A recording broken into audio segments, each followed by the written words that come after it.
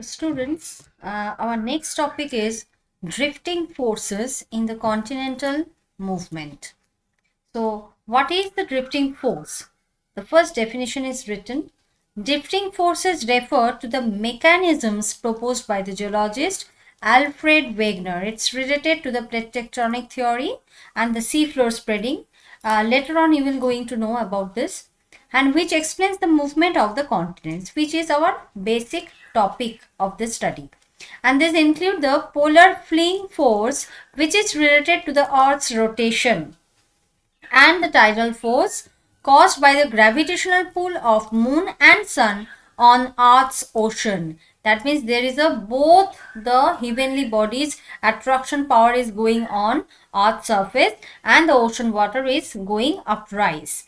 That is called the movement of the moon and as well as the sun.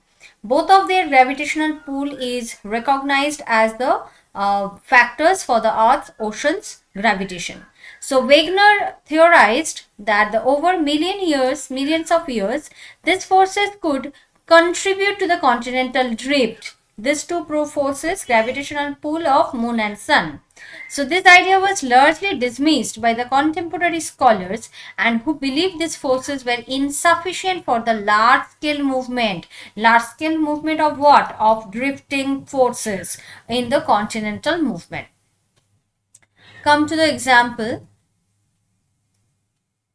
There is no direct real-life case study provided for the specific forces, and the concept of continental drift theory, that is exemplified the movement of the Africa and South American continents. Just now we have learned these two continents were merged together. So this alignment of the geological formations and the fossil records across these continents suggests that they were once joined, that supports the broader theory of continental drift, which not specifically Wegener's proposed forces. So what we have learned from the following short pointers for the revisions.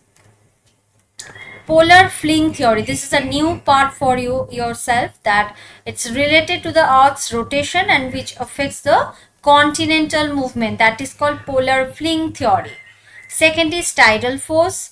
We all know that it's result from the gravitational pull or the forces of the sun and moon on oceans, which influence the continents.